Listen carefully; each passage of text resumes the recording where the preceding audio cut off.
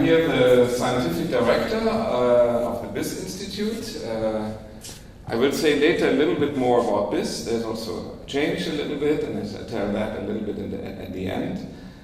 We started here together with the campus, so we're here in the building 2.5 years. We started then together. Results, Open University and Maastricht University said we want to have a strong knowledge anchorage. And anyhow, this campus is co-founded by Maastricht University together then with APG and Province of Limburg. And so Maastricht University wants to use these campuses to get into interaction, to get into co-creation, to develop new ways of education, to develop new ways of doing collaborative research with organizations.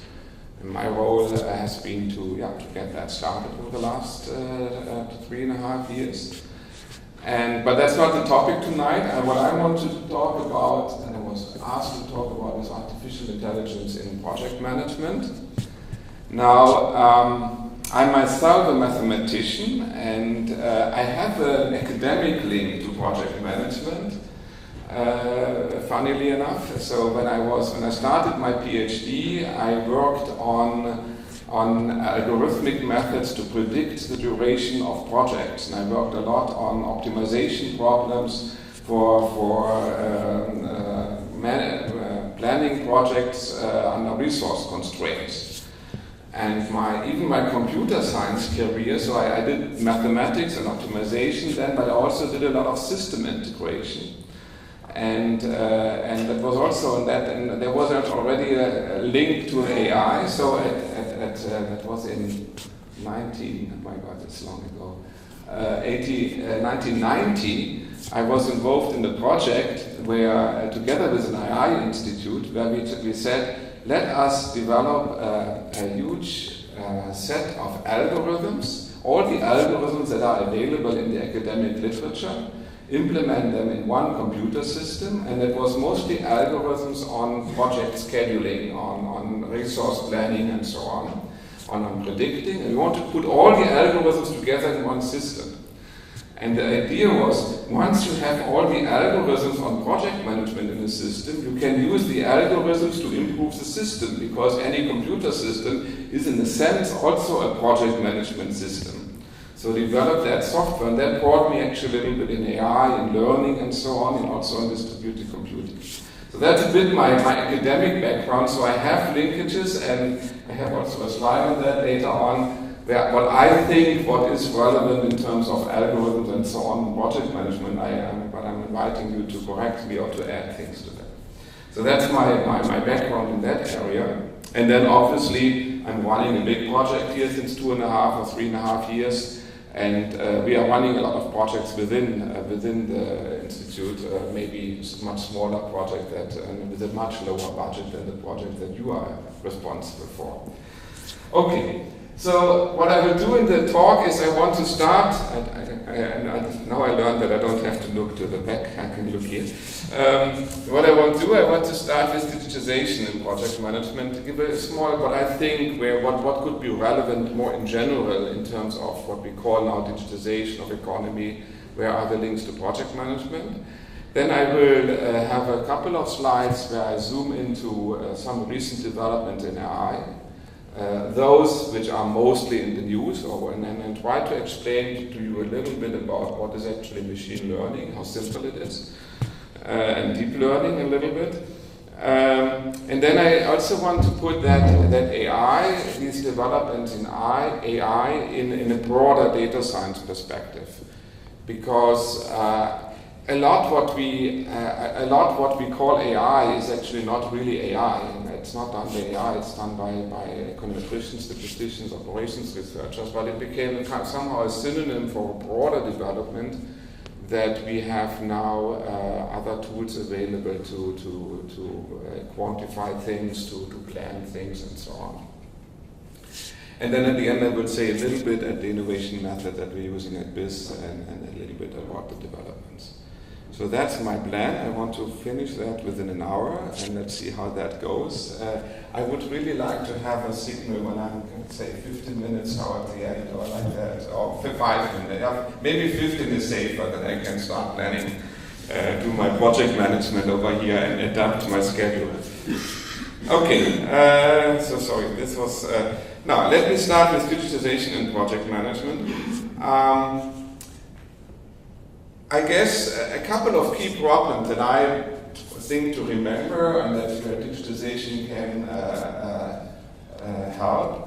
I guess one major problem is definitely to monitor the state of a project. So where are we in the execution of a project? What's really going on? And then maybe updating resource planning, updating predictions.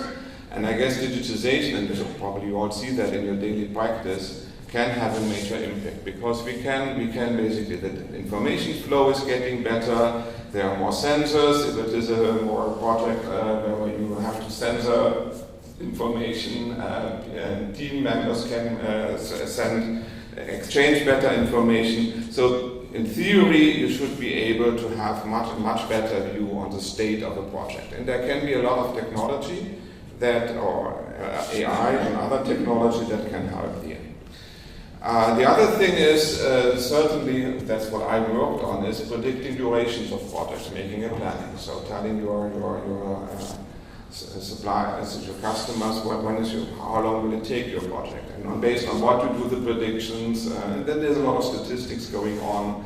And so the classical PERT method and CPM method, which doesn't work for simple reasons, and to refine these kind of techniques. Then, going a little bit step back, there's obviously the planning of the execution. So how do you actually plan a project? Correct me if I'm wrong, my feeling is that what we did 20 years ago or 30 years ago when mathematicians as I developed theory, we thought we plan a project up front and then you run it and then we'll see. But I guess nowadays it's much more agile, much more dynamic. You have much more dynamic systems where you basically permanently monitor the state and then adjust your planning and by that get the efficiency, not optimizing an objective up front and knowing then exactly who has what to do. And they are anyhow not available. So I guess I see a confirmation. Adjusting the resource planning. And I think another field that was actually things that I worked on roughly since when I came to Maastricht in 1998, and that is, I guess, really a relevant topic, and I touch it later on a little bit, is what I say here, getting the incentives right. And what I mean is the following. Classically, in optimization, in planning, and so on, scheduling, and so on, we all assumed that there is somehow central data, and then you run a good algorithm, optimization algorithm, and you make this planning, right? Now, in reality, the data is highly distributed, and preferences on the project, on the outcome of the project. So everybody has his own agenda, or her own agenda, so to say. Right? And that is for good reasons, because in many projects there might be parties involved that are different, belong to different business units or to different companies. Now, if you are in such a setting and you ask everybody, tell me about this, and I use it in my planning, you cannot be 100% sure that you got the truth, right? I mean, even if you ask people who are working on your projects, tell me what do you think when the project is ready, they have some strategic incentives to under-report, over-report, to be a little bit optimistic. They're running late and they think, oh well, in the next 2 weeks we catch up, and then it's better not to tell it now because it will be never be seen or whatever. So there's a lot of, in many settings nowadays, there is a lot of asymmetry of information. And that is actually, it's completely not new. Our whole economy works on the basis of asymmetry of information. Otherwise we wouldn't have to have traders who know more than those who buy and those who sell, right, in between. So we have everywhere middlemen, so we have asymmetry of information. But in planning that plays a central role. And I think in mathematics and computer science, that became very important.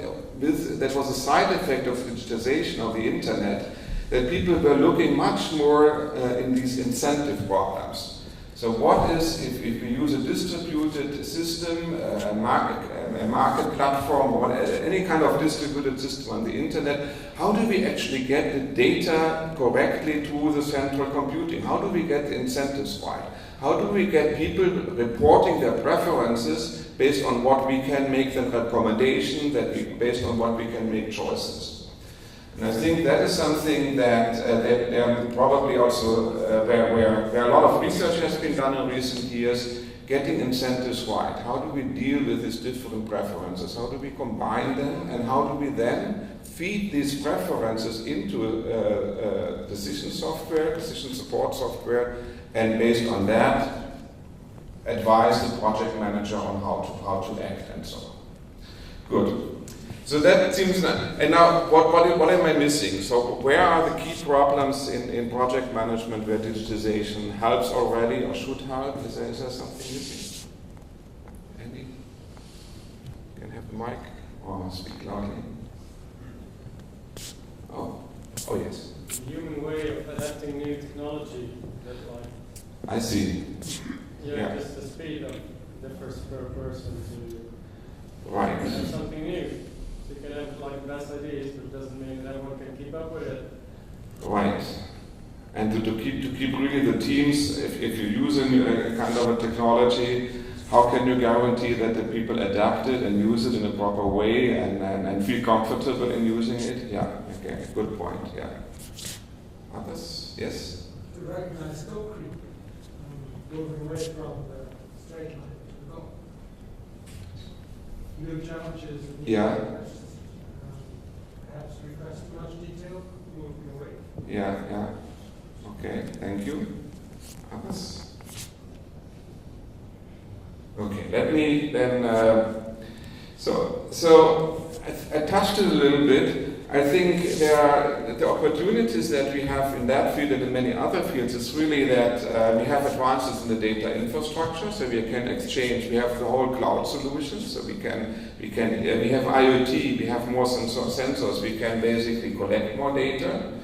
We can use it for collaboration platforms, so we can bring things together from different teams where they can work online on the same system. That is clearly a change over the last years.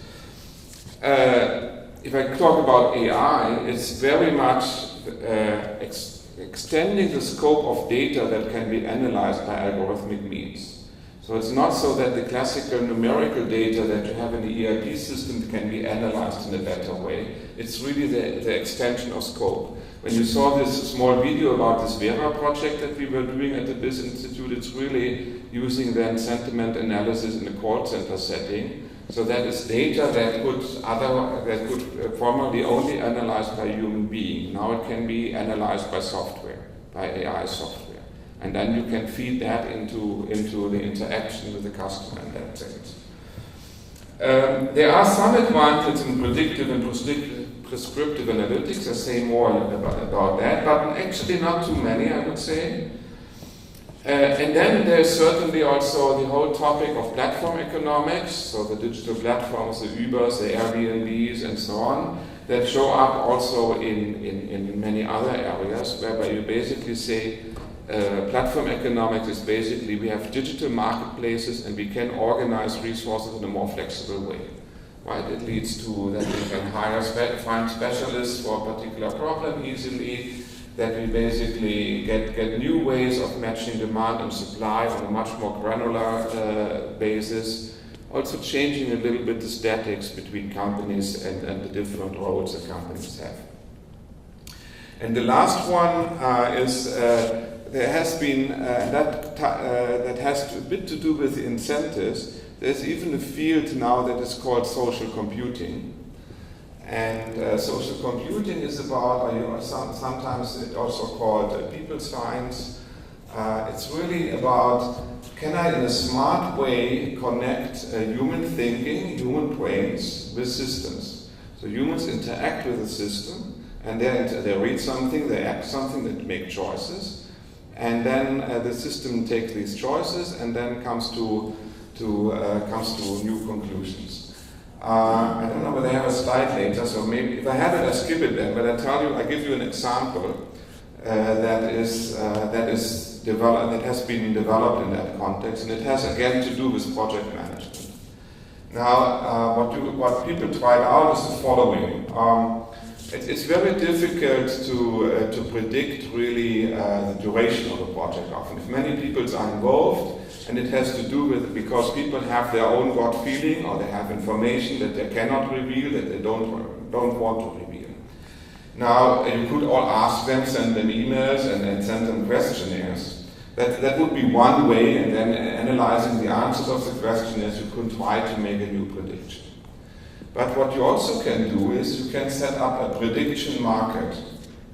And that market works as follows. You are trading kind of futures, financial items, and say, okay, I have a financial item that pays off for every day, let's say between 1 month and 2 months from now, for these 31 days. For every day I have a financial, I have a digital virtual goods, right? And I say, if the project ends on that day, everybody who owns these shares for that day is paid per share, let's say €10. That's called blackmail. Sorry, blackmail? That's called blackmail. I don't see the connection. Probably the product is called blackmail, or what do you mean? Well, when you are asking people to do something, and you've got the idea that without some kind of an incentive, like a share or part of a share, they're not going to do it, I call it blackmail. Yeah, but here it works differently. I don't give incentives for the people to work harder, so I try to get a prediction. So I tell these people,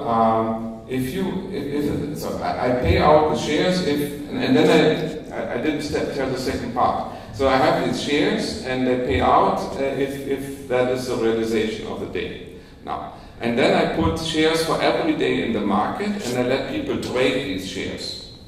Right? So I give them an endowment of shares and they can buy and sell these shares. There is an issue related to that blackmail, but wait a second. So I trade these shares. It's called a prediction market. And then the price of the share, as in every market, the price of a share of a company basically represents the fundamental value, what people think the company, the value of the company is. Not perfectly? Okay. Now, then you will see different prices for different days, right? And that gives you a kind of a distribution of prices, and that turns out to be often a very good prediction for the right duration of the project, because there will be everybody in the project. The only thing where you have to be really careful is that you don't have traders that you don't have participants in the project who are at such a critical point that they can determine when the project ends, that they can delay the project. So that is a little bit the backside of the method. So it's a little bit difficult to get that right. But in principle, using basically shares on an event that's going to happen in future and trying to translate the value of the information into a value of that share and paying it out works pretty well for prediction markets, for predicting the sales of a new product. So companies tried that out. They were trading basically sales figures for the first week or movie sales figures for the first week of showing a big movie. You trade these things, you give people partial information, and they trade on the market, and that gives you very good predictions. And that is social computing. This is social computing in the sense that you use this human brains of giving partial information, talking to each other, you translate it into a buy or sell, and on the platform you have the market platform where basically a double auction is taking place. You had a question? Yeah, aren't you afraid that you can get into a situation like Ticketmaster descriptions give, and for a few years already, part of buying all the tickets, and then with that determining... Yeah, I mean, I said already, it's a nice idea. If you implement it in practice, you have to be really careful that the market cannot be widely manipulated, right? Sure. So you have to see, I mean, that's been, on the stock market you also have to be careful who is allowed to trade. No, but right? you And then the project management problem is usually both those who are responsible for the execution are the same people who are trading in the market. So you would have to take a particular group of people, so like, let's say the secretaries of the project managers and say maybe or something like that. Yeah? But Ryanair applied it very well, because they are doing exactly the same with their ticket prices. That they When you follow yeah. the price of a ticket, Take the mic, please. when you follow the price of a ticket, let's say from half a year in front up till half an hour before takeoff, Yeah. then you see a certain optimum as well. They applied this, let's say, this kind of algorithms that you're telling us. I'm not sure. I would doubt. I would say what they do is they do dynamic revenue management. So basically, based on the sales so far, based on the available seats that they still have, they dynamically adjust the prices to get their flights full. Okay, but let's not go to the break. For the break. Okay, otherwise I don't even get to slides. So, okay, so that is a little bit, just a few examples, and I go into the next slide, I go into AI. This is a little bit a slide that I get back to later again. And to put all, I like to give that also more or less in the beginning of my talks. There are two things of it. One is that there is AI or data science there are different kind of data analytics or data science methods that you can use. And it's good to distinguish them. So there is a descriptive diagnostic that all has to do to understanding the state of the world and why the state of the world is like it is. But then you're looking to now and in the past. And then you have the predictive analytics. It's basically making predictions, what's going to happen in future. And prescriptive is really giving recommendations on how to act for the future. So in predictive, you don't change, you simply you basically predict the events that are going to happen due to whatever, and prescriptive, you take actions. And then in prescriptive analytics, you can still have decision support, or you have to decision automation. And a self-driving car would be on the lower one. It would be really prescriptive analytics, what to do, that the car has to know what to do, and it takes its action itself. Now the other important thing is, so that is a little bit good later when I talk about different AI approaches. The other important thing is that there is always a human input, like you said already. So there is always an interface to the human, and especially if you use prescriptive diagnostic algorithmics, and it's always very important to understand that interface. So whatever algorithm, whatever tool you build, it only works if you have a good idea of how it's going to be used. And that's also why we have the second lecture by Kai, who focuses then really on the even just the visualization part of it. How do people look at information, at graphs, at pictures, at gunshots, and how can you make a difference by presenting things in a different way? Good. Now, recent progress in AI. Maybe I should change the arm at some point.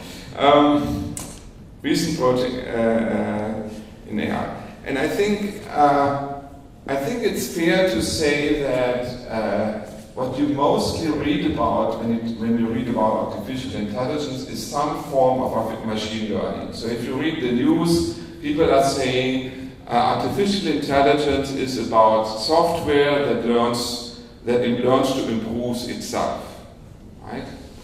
As if artificial intelligence is about you write a program, a computer program in some language, and then this program is changing over time. Its statement for loop is a little bit changed, and an if statement is a little bit changed. I don't know whether you are familiar with programming.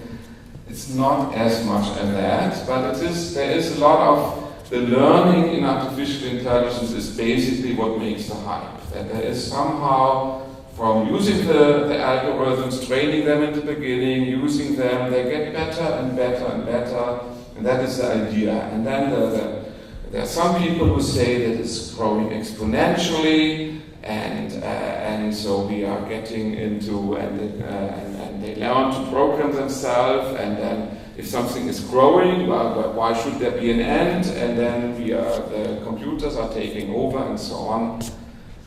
I'm not one of these people who believe that. So I think we should be quite modest in what we can expect from machine learning.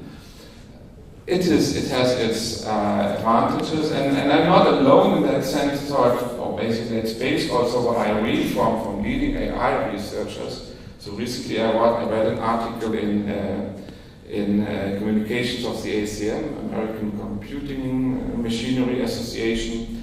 And Professor from University of California, who really stated, he said, there's no progress in AI over the last 10 years. There's only progress in applying AI. And that gave it a lot of boost, there's commercial value in it, but our principal problems were not much smarter than 10 years ago. There are a few deep learning and few ideas, but we can be modest. Anyhow, but you can do things with machine learning. And it requires a lot of training data, it requires a lot of computational sources, especially the training data puts often harsh limits. So if you are working with too few cases, you can't do anything. It is not enough to learn for a computer program. In the core, actually, machine learning is optimization. Funnily, it's really solving a mathematical optimization problem, and I try to tell you in a second how that looks like, maybe along that picture. So this is machine learning 1989. And it was already not too bad then. So this describes a system that was really used in practice by the US postal system in 1989. And what does it? It basically, it's now not needed anymore because we don't write letters anymore. But at that time, people were writing letters and handwritten letters and would put postal codes on the letter, and it would be perfect if a machine can read the postal code, recognize the numbers, and translate them in a proper digital representation. Okay, and that worked. And you see also a little bit how such a neural network, or that's basically a neural network. So basically, it's just 2 layers here, or 3 layers, or 1 middle layer. And what you have to imagine is that this is nothing more than learning a mathematical function. Why a mathematical function? Well, the mathematical function underlying this problem is very, very simple. I can explain it to my kids, right? Because the input is, if you look at such a number, or look at such a number, the 2 here, it's just a lot of black and white pixels, right? Take a digital photo, and then you have pixels, black or white, and maybe gray or in between. It's just, let's say, you have a resolution of 5 megapixels, you have just 5 million pixels, right? And this is wonderful input for a computer. It's 0 or 1. Let's say, if you forget about gray. And the output is one of the numbers from 0 to 9. That's all. And what we do, if you look here, you have a computer you have a mathematical function implemented in your brain, starting with your eyes. You get the pixels, and if I ask you to read a number, you have a voice generation machine that says the right number. And as mathematicians, I say it's just a function, right? It's a function that maps the pixels into a number, into a sound signal that represents a number. Right? Now, in that function now the funny thing is that we have no clue how our brain does that, and how our eye. Well, we have a lot of research how the eyes read and how we speak and what's going on in here and so on. But we don't really have a mathematical representation of that function, right? There's no neuropsychologist or whatever who could write down that function. But what works is that you can train a kind of a relatively simple mathematical network to learn that function.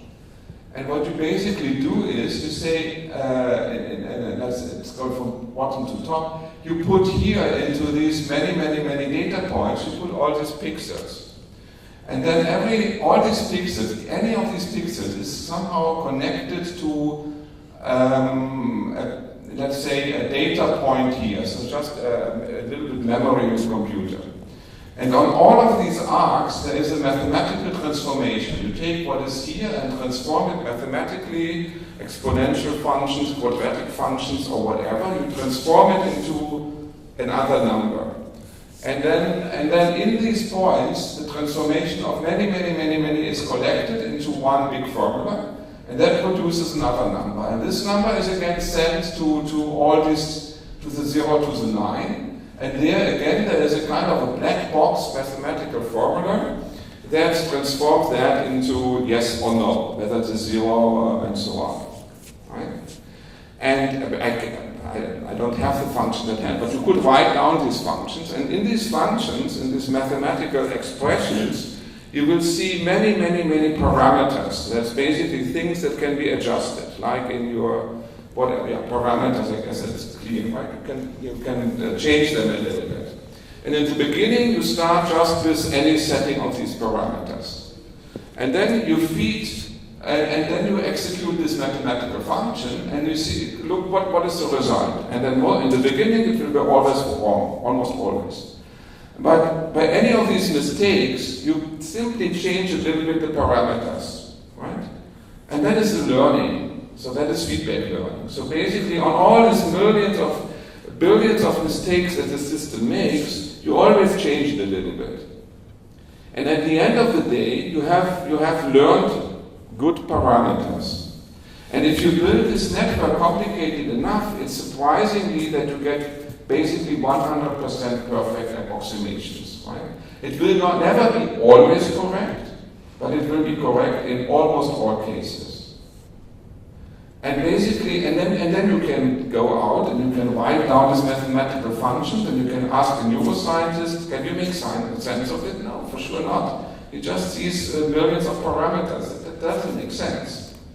But basically, the system can learn that, right? And it's basically a statistical approximation. It's a model that is by itself doesn't explain anything, but the model approximates good this mathematical function that we have in our brain when we start or develop in our brain when we learn to read numbers when you are 3 or 4, I don't know which age. Right? So that's it. Right? And why is it optimization? Right? As a mathematicians, I say every possible function there lives in this 1 million dimensional space. And so there's all the parameters in one list that gives you a dimension of 10 million, say.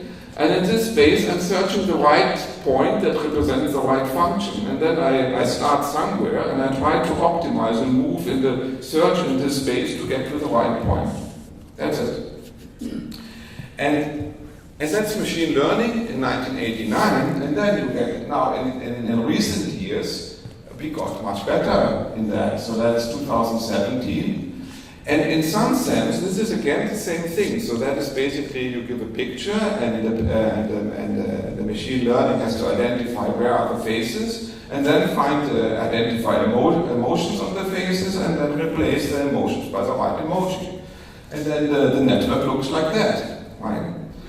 And again, it's a mathematical function. It's just a little bit more complicated. And then a big breakthrough was why it's called deep learning, is that you say that they found out that if you connect all these, there are certain features, so you have certain kind of layers in here that are good that can be trained for particular features, distinguishing colors, distinguishing shapes, and whatever. So that is kind of, so the engineers who build this deep learning, they have learned which feature extraction is important for a particular task, and in which order do I build that in my Lego system, and how do I train them, and how do I organize the feedback, and there's this feedback and that feedback.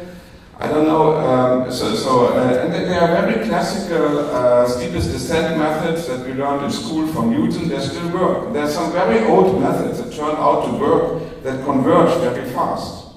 And very often it doesn't work. Sure. But it just, and that's what you can do nowadays with deep learning. Yes?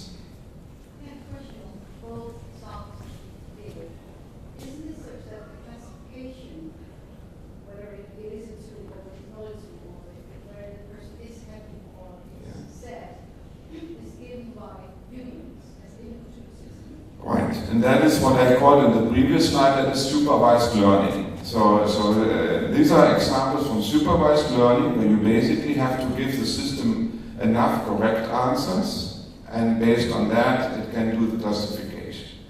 There's also unsupervised learning. They use it usually in clustering, where you say I give millions of data points that represent somehow observed consumer behavior, and I try to understand, are there certain patterns? Can I group my consumers in 4 typical groups? And I give the computer the task, cluster them in 4 typical groups. I don't have any semantics of that group, but I will simply use it in a mathematical structure. I identify clusters, and then I look at the clusters. Oh yeah, that makes sense, or doesn't make sense, right? So in that sense, that would be. You have also examples of unsupervised learning. And in a sense, it's also social computing, because you need the human brain as an important input. It's not that the machine learns it itself. And you have a system by Amazon Turk, where you can hire people to help you. Right? People are paid for saying it's a cat or it's a dog, or for training annotating the data. Right? And it works not perfect. So there are a lot of examples discussed in the literature where you take such a picture and you change 5 pixels, something that a human eye can never see, and it goes wrong after that. So if you trigger the system at the right data point, you make the mathematical system unstable. Now, but I think the main message that I want to give you with these examples is really that at the bottom line is that we can now train a certain class of mathematical functions, and if we have enough data, and if the problem allows it, you can do fantastic tasks that you think were unbelievable. But it only works if there is such a mathematical function underlying the problem. If it doesn't exist, I don't know, for whatever reason, you cannot solve a huge project planning problem by that. You cannot give you your project planning problem and say make the optimal schedule. You never have enough data and so on for that. So there are many, many tasks that you cannot do. Even making predictive models is quite hard. So, but it has many good applications, right? And that is another typical application that many people use in their presentations, where you give 2 pictures. One painting, Van Gogh, and you do the picture, and then basically it's again a mathematical function. Why not? Right? So it's basically creating a new set of many, many pixels that have an optimal distance to Van Gogh and to the picture of the dog that I took. Right? So I mean, there are two huge pixel vectors: the dog and the Van Gogh painting. And give me something in the middle, or give me something that is somehow, in some way, in aesthetic dimensions, has enough Van Gogh, and in terms of reality has enough of the dog, right? And then you can write down whatever that means in mathematical formulas, and then you can need enough data, and then you can learn. You can learn that. It's fascinating, but it is also. Not that I say that these AI people are not brilliant researchers, but it is not so wow. It has also its limits. Now let me give you another example that recently made the news. And it all started with implementing by IBM Watson the first, even earlier the first chess programs, and then IBM Watson had this success with Jacuzzi, and then people started to look at Go, for example, and recently also poker. And so Go is a tremendously complicated game. The rules are relatively simple, but playing it on a master level is extremely, extremely difficult. At the end of the day, it's really putting white and black dots on a field of, I don't know, 32 by 32 or something like that, right? But it has, what makes it complicated? Now, if you, in game theory, we would say mathematically, we would represent such a game by something that we call a game tree. Now, a game tree is a tree upside down, so it has the leaves down and then the root up there, and it goes basically, and in the very first node of this game tree, and the root of the game tree, there are all the moves that the first player can make. Right? And it's 32 by 32, it's 32, I guess it's less, right? Anyhow. It's 24, let's say 24 by 24, 20 by 20 moves, 400 moves. Now, after this player has made a move, the next player has one move less, right? And maybe something is not feasible. This thing explodes, right? And if you write down all the points of this game tree, you need as many points as the following number. Take all atoms in the universe, replace every atom by another universe, and count the atoms in this new universe. These are the nodes of the game tree. Okay. Now, playing Go is nothing else than finding your way in this tree, right? And with a lot of experience, you can exclude a lot of things. But now, machine learning and huge computing power can do that more efficiently. But it's solving a nasty, big problem, and so certain part of the game tree you better don't go into, and that is basically not every move is a good first move or a second and so on. It's the same in chess, right? In Go, it's just much more. Now, but amazingly, we are now at a stage where with machine learning and so on, and reinforcement learning, what you now do actually is, because you cannot annotate good moves anymore, you let the computers play against each other, right? And many times, right?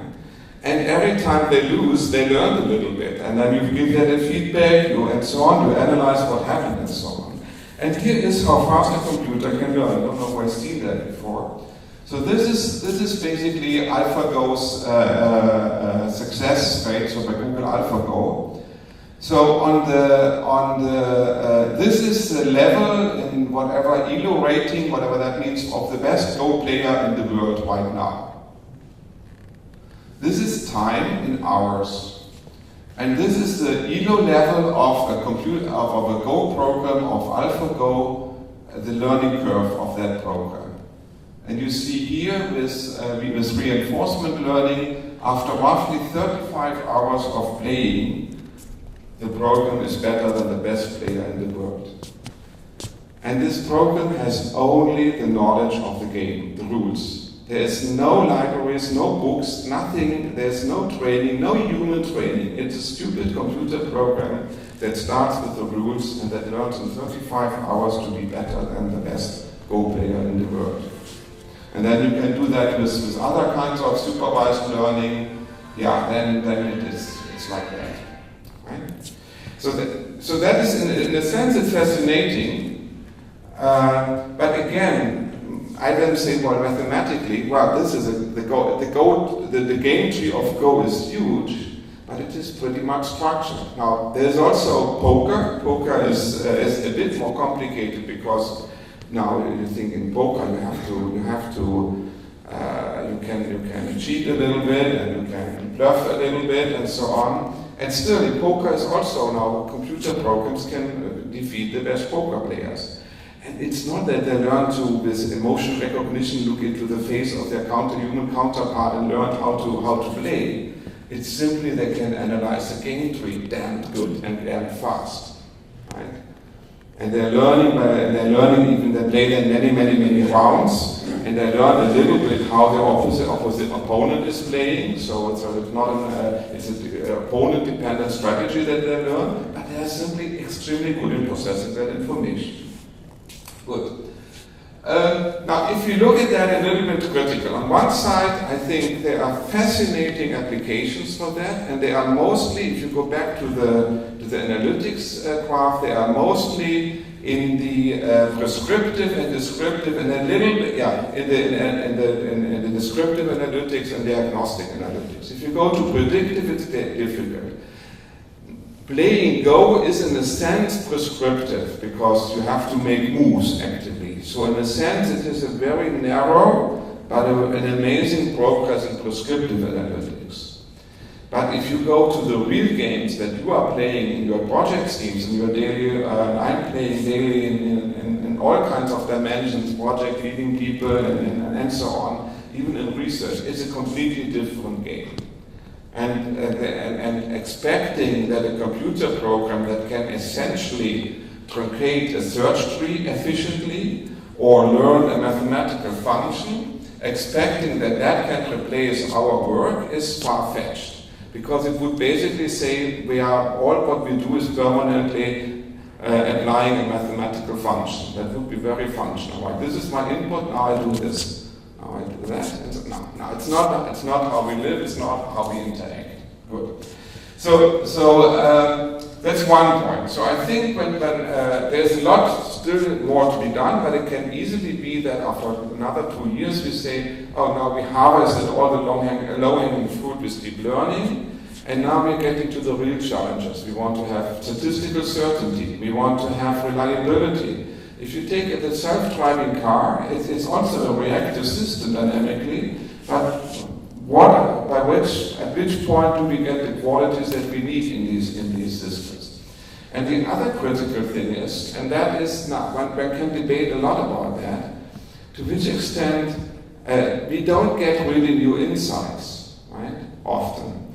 If the simple postal code, a neuroscientist will not learn something from the fact that a machine learning program can read handwritten postal codes. Because these numbers in the model don't tell enough. And if we and there is certainly a debate, and if you now move more and more to these black box machine learning models, it's not only that people might not accept them because you can't explain them to people, even the scientists don't understand them, but it's also that maybe we don't make progress in the underlying scientific areas because at the end we want to understand how our brain works, or at the end we want to understand how markets work. At the end, we want to understand in finance what really determines changes in the value of a company.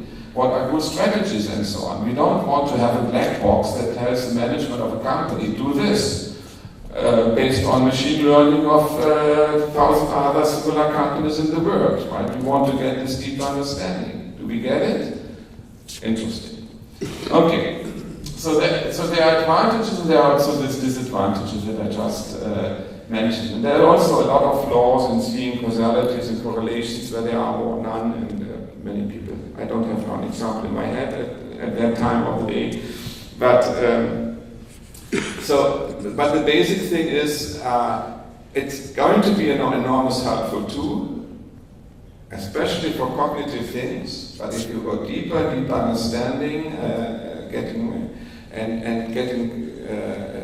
statistical sound information is much more difficult. Good. So we are back to that slide. How much time do I have left? 20. So that's good. So we are back to that slide, and then let me dive a little bit deeper into the descriptive and into these 4 areas, and somehow summarize a little bit again and see what I didn't say here. And then at the end I do a little bit on the BIS and example. So what I think is that if you look at purely cognitive tasks, so like clustering, pattern recognition, natural language processing, translating text from different languages, AI will there's a lot still to come in AI, right? If you now look at, if you now simply look at the quality of translation programs, I'm not paid by Google, but let me just mention Google again. If you look at Google Translate, it's just, I find it, I use it now, I really started using it when I'm not sure whether I'm writing a proper Dutch sentence and I have the feeling it should be proper. I'm typing it in Google Translate, I let it translate to German, and then I see, oh, this is not a good German sentence, and then I correct the German sentence, I translate it back into Dutch, and I get a better Dutch sentence. It works. Well, I still need, I probably didn't have the feedback loop closed, because who tells me that, how can I know that it is a better Dutch sentence? Well, that is the other story of it. But I got the feeling that, oh yeah, this sounds much more correct. So I find mistakes that I constantly make. Right? And my son learns French now, and in English in the secondary school. Yeah, I mean, they're cheating all the time, right? I mean, it's simply on Google. If you have to make a translation, right? I don't know how he does it at school, but I don't know how he does it, how he gets fixed.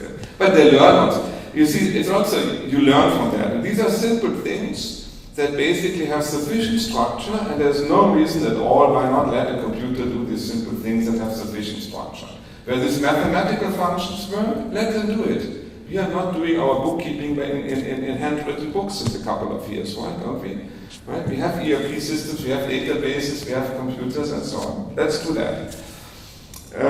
So the other thing is any form of digitized data can be analyzed, at least on a descriptive level. That is really recognizing emotions. It's really impressive what you can do in recognizing emotions once you have trained a data set. Translating in a business value is maybe another story, but it's amazing what you can do there. And even if you can flaw the thing by changing some pixels, it's still very helpful in many applications. Probably people are working on reducing the size of the data set that is needed for training purposes. By that you widen the scope of applications, right? If you can learn things from less data, you can basically use it also in applications where you don't have so much data. The conversion rates are getting better. The hardware is getting better, right? We were going to hear about blockchain and the special hardware that has been developed for blockchain probably. And the same is for machine learning.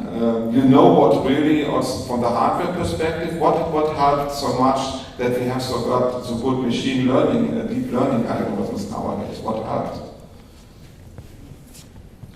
All in the audience helped who were playing computer games between 2000 and 2010. I mean, these vector machines, the hardware that was necessary to make computer games working on your PC is now the hardware that makes machine learning affordable. So you don't need supercomputers. All the parallelism in the hardware that you need in there to make these moving images, and the sound is mostly the moving images, is exactly what you can use in these layers of the machine learning network. That may be a big improvement there. And I think the question here is, so technically I think we will see more progress, and I think the interesting discussion is really at this point where the blue and the red part in the diagram basically meet, right? So basically the human interface. So to which extent, how can we combine these cognitive support systems, as I might call them, with the human being? Is it acceptable? Will people like it? Will people learn to work with it? I'm optimistic, but it will require particular engineering, right? We also needed a couple of years to design cars in which we, as long as we drive properly, drive very safely. Right? 20, 30, 40 years ago, you didn't have to make a mistake to get into a severe or car accident. Now, others might make a mistake, but it's still, so we improve this design and we learn what works with our human cognition and combination. Okay, if you look at predictive analytics, it's getting much more difficult. One thing is that I always like to mention is that if you go into predictive analytics, it's even more important to understand the interface with the human being. And Kai is already preparing them, his last slides up there. He will tell more about that.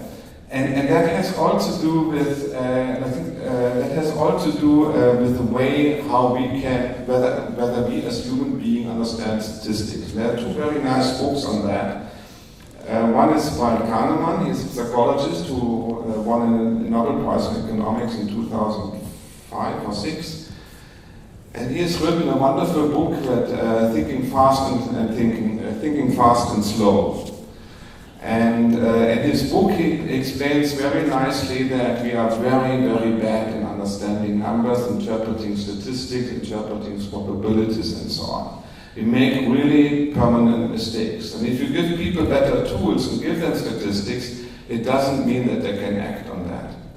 And where does it come from? And there is a lot of neuroscience research that has been done on that over the last years. Since his research, basically. So the thinking fast and thinking slow stands for two areas in our brain. So we have a thinking fast area and we have a thinking slow area. And the problem is that most of our actions are based on thinking fast.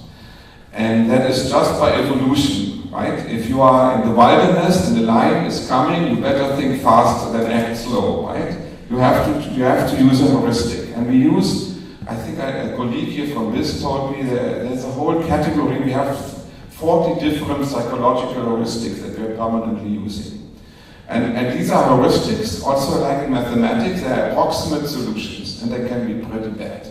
Right? Most of the time they are good. But we are using all the time these heuristics. We are using this thinking fast machine, it's always working. Now there is also a reason, and the thinking slow machine is not only slow, it's also lazy. The thinking slow machine is really happy with the thinking fast machine is going to recommend. Right? And that has also very clear reasons. Because the amount of food that we can eat with our little stomach in the morning would not give enough energy to do thinking fast all the day. Or we would be permanently in the cafeteria. Right? Coffee helps a little bit, but not really. Right? So it's also economically that our thinking fast machine has to work a lot, and thinking slow is basically only activated when it is really needed, or we have really time and the patience and so on. But this mechanism works when we are working in a digital environment in the same way as our predecessors are running in the wilderness, right? We will interpret all this digital information on our screens with our thinking slow machine, and not with our thinking fast machine. We will have heuristics in interpreting it. And I think in our design we have to be very careful to take that into account and do research on that. How does it really work? That's part of what we're doing at BIS. The other one that's a little bit related to that and explains a little bit is a wonderful book, it's very critical, by Cathy O'Neill, and that's called Weapons of Math Destruction. So look at the DH, it's not math destruction, it's weapons of math destruction. It gives you a lot of examples how if you use data science, statistics, predictive analytics, AI, clustering, how people simply start believing it without questioning the recommendations. And they start believing it because they're in this thinking, firstly they're in this thinking fast mode, or they were relatively, they have never learned to interpret these things properly. And they were never told that things have to be analyzed a little bit more carefully. And I think getting back to this a little bit fundamental criticism of AI that I like to share a little bit. See, the more we go into black box machine learning approaches, and if we are going to educate our business students, our economic students, just by machine learning approaches, it's a little bit like what happened when we gave these kids the pocket calculator, and that didn't teach them to calculate by brain, right? So, and to do it by hand. So there's a danger also in that. And that danger fits with our natural thinking fast and thinking slow biology, right? So, also that. And then simply, but if you go back to computer science, you will also see that making statistically sound predictions with a machine learning model is also very tough.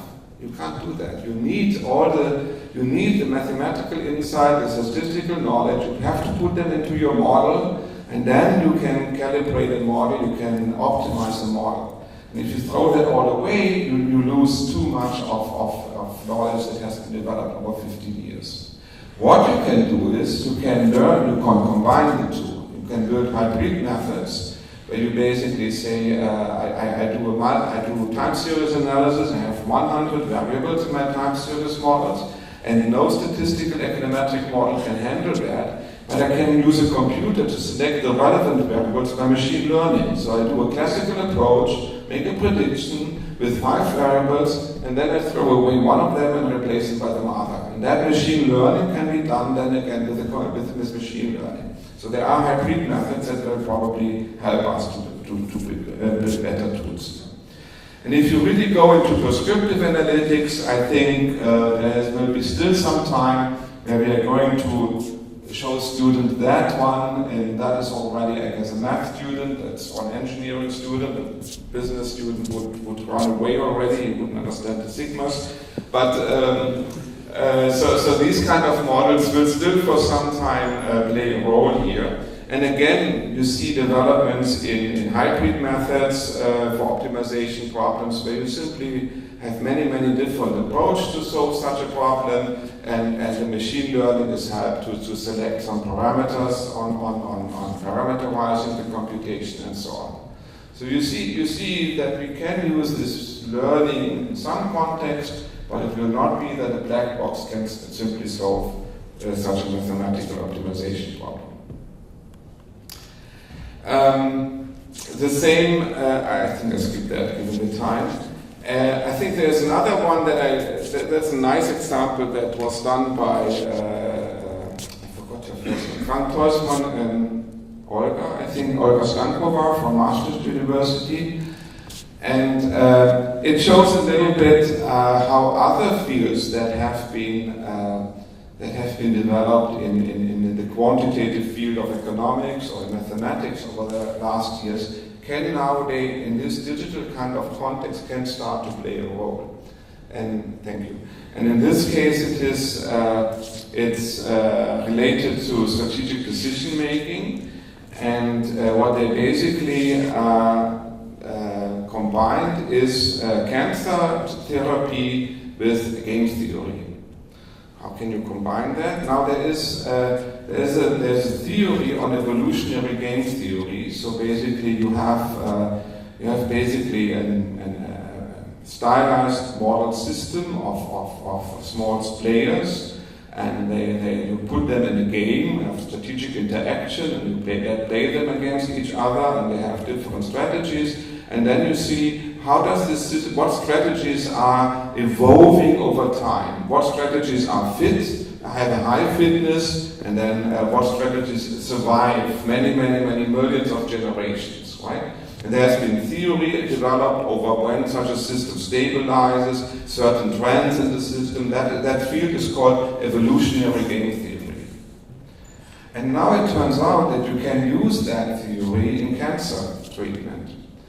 And in cancer treatment, you have the cancer. These are all small cells that are in your body, or the body of the patient who has cancer. There are many small cells. And all these cells have their own survival strategy. They want to grow, they want to become bigger, and I don't know whether the cells know what they are doing with the human body in which they are sitting, but they have their own preferences. Right?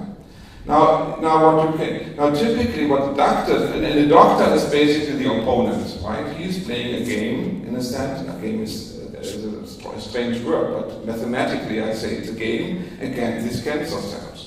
And the treatment is basically pushing these cells in a particular direction. Now, what you typically would do is you give the maximum doses of whatever, of radiotherapy, just to make it still somehow survivable or comfortable or whatever, however you define it for the patient. But if you treat these cancer cells with the maximum doses, you might actually accelerate evolution among them, and you might basically get the opposite effect. and treating them in a more modest way, turns out that you get better convergence of the evolutionary system. And that is known in game theory.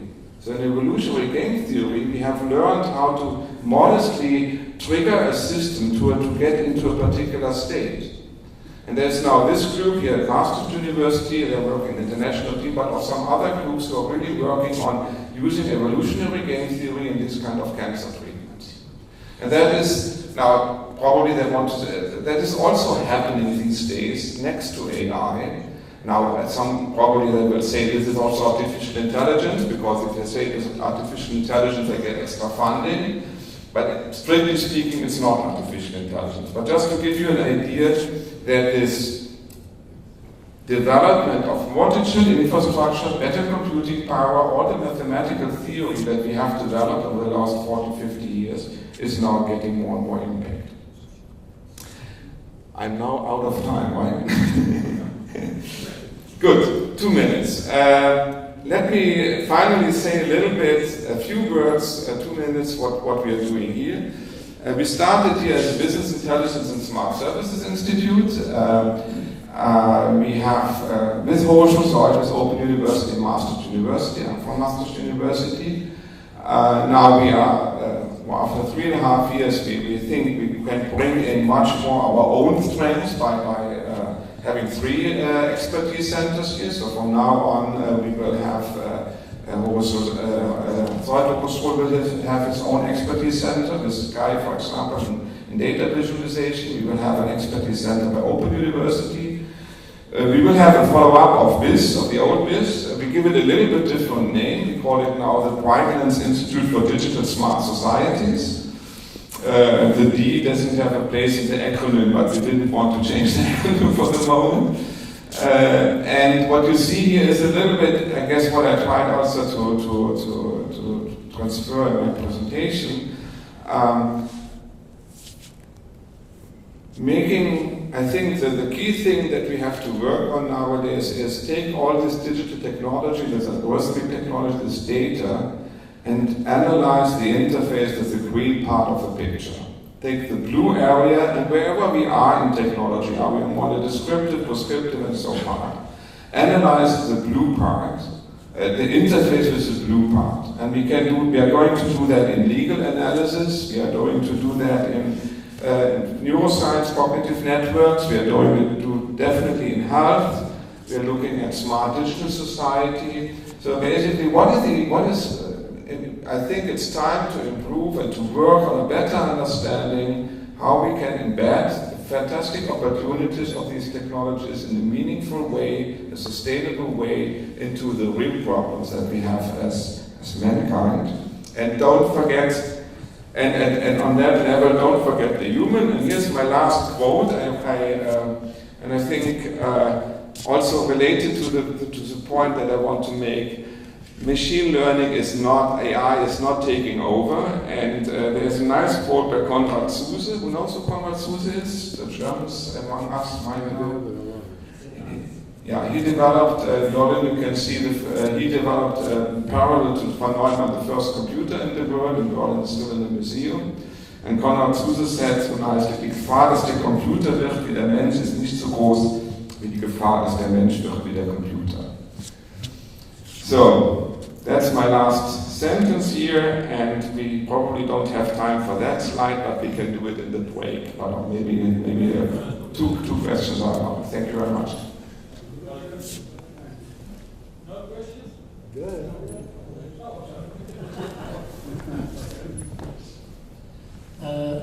What I find interesting is to see that a lot is being set up based on what can the computer do. I would like to turn it around and say, where can a computer help? What does the human need? In 1995, in my former work, we set up a very simple decision support system. Not with all kinds of intelligent computers behind it, but just working that other way around. We had a lot of managers in post offices that needed to staff their offices, and we just checked what do they miss, and where are they good at. And the interesting thing is that by just giving them the average number of staff that they needed based on the data of the last year, they had to estimate and think of all the fluctuations, if there were days off, if there were busy periods and stuff like that. They did that well that they had 30% more productivity where it was implemented than in the parts of the country where it wasn't implemented. I think that also each type of developments should think the other way around. Where does human need help? And what can the computer do? I fully agree. And that is also why we have start questioning. That is basically, we first start with the questions of the needs of users, and we're not coming with selling them the technology or trying to apply the technology. And in the dialogue, you will find out where is really help needed and what can be added. It's also a nice example what you say, by just giving them the right single number to these people, that you had a big impact. There are also examples in this Kahneman book where they simply gave them something complicated and it had no effect at all. But by giving just one number, that was the key. And I think understanding what are these keys is really important. And then you get easy, scalable, simple solutions, no IT nightmares and so on, and effect. Very good point. Other questions? Okay, then thank you.